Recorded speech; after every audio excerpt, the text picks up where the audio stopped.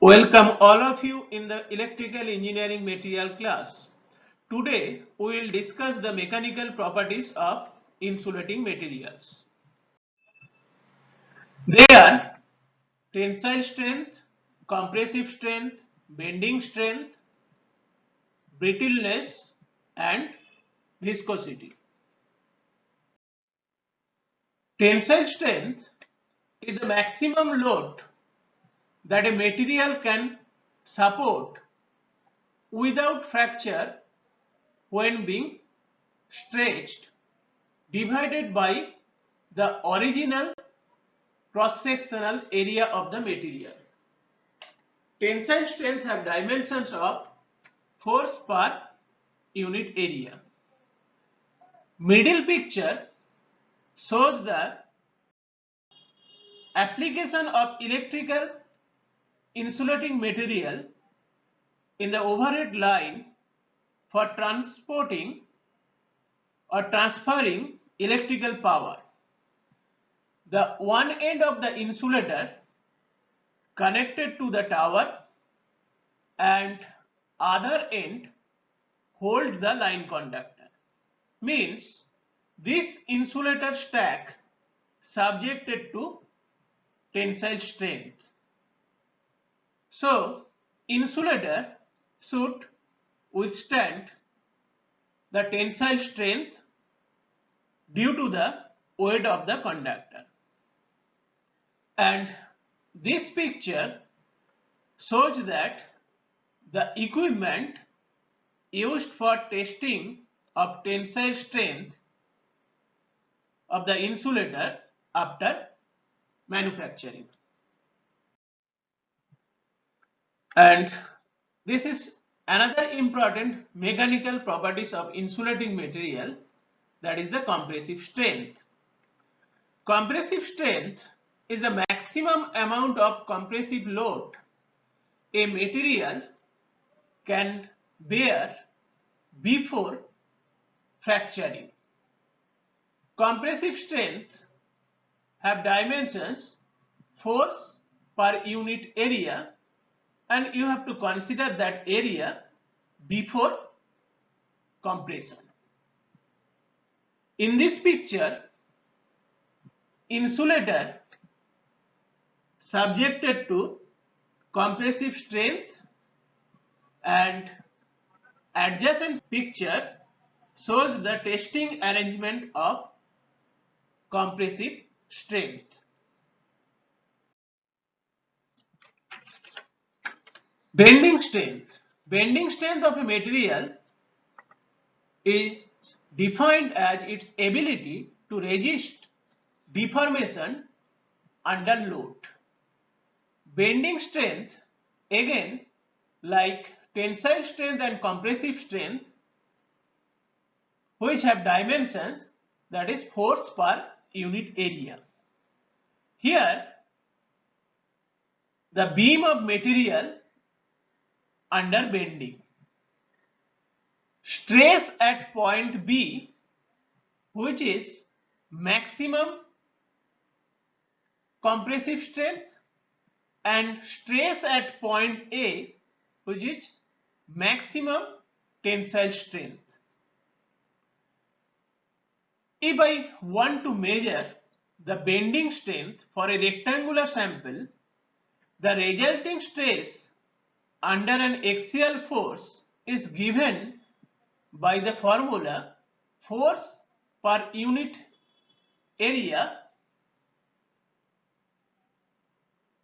B, that is F by B into D, where F is the axial load, B is the width of the material, and D is the depth or thickness of the material.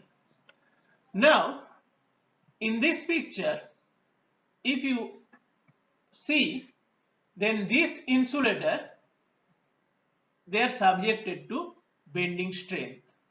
So not only the electrical properties is important, that mechanical properties also equally important when you are choosing a particular insulating material for electrical applications. Some general statements about tensile, compressive and bending strength. A large number of dielectric materials, mainly glasses, ceramics, plastics and others, exhibit substantially higher compressive strength compared to the tensile and bending strength. Metals exhibit more or less same value of tensile, compressive and bending strength. The above strength of insulating materials greatly varies with temperature. Usually, the strengths lower with increasing temperature. The strength of hygroscopic materials strongly depends on humidity. The hygroscopic materials, this is a very interesting type of material to study. I think all of you have seen the very common adhesive, which is the Fevicol. This material is hygroscopic, that is, has affinity for water. When dried, the bonding of Fevicol is so strong that parts of the furniture are joined with Fevicol and people can easily sit in chair or lie in bed. Surprisingly, as soon as Fevicol gets moist by absorbing water, all its strength vanishes and it changes into soft viscous material from strong plastic type material.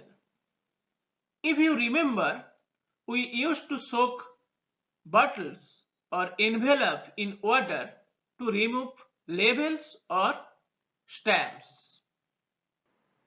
Now we come to another important mechanical properties, that is the brittleness. Many materials are brittle, means they are capable of withstanding comparatively high static loads, but they easily break under dynamic loads.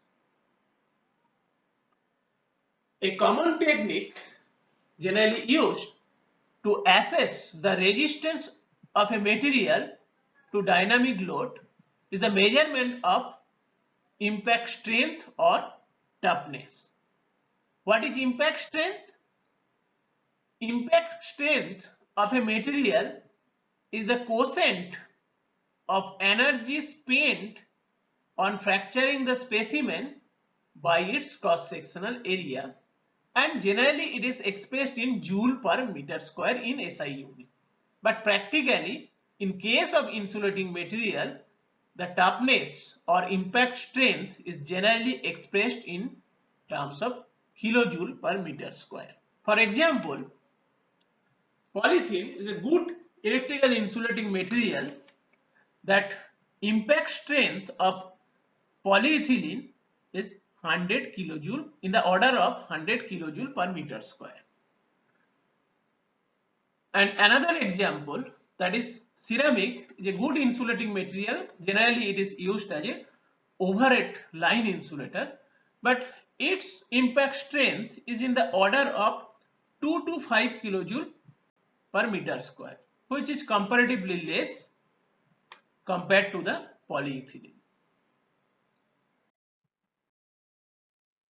Viscosity is a very important characteristic for liquid and semi-liquid insulating materials such as oils, varnishes, filling and impregnating materials. The two most common types of viscosity are dynamic and kinematic. Dynamic viscosity, also known as absolute viscosity, it is the measurement of fluid's internal resistance to flow. It is expressed in Pascal's second in SI unit. Kinematic viscosity is the ratio of dynamic viscosity of a liquid to its density, and in SI unit it is measured in meter square per second. Based on the statements, two fluids with the same dynamic viscosities can have very different kinematic viscosities depending on density and vice versa. The physical meaning of these two material properties may not always be so easy. The dynamic viscosity gives you information on the force needed to make the fluid flow at a certain rate, while kinematic viscosity tells how fast the fluid is moving when a certain force is applied. The viscosity of all substances which on heating undergoes no chemical changes lowers with increasing temperature. Thank you.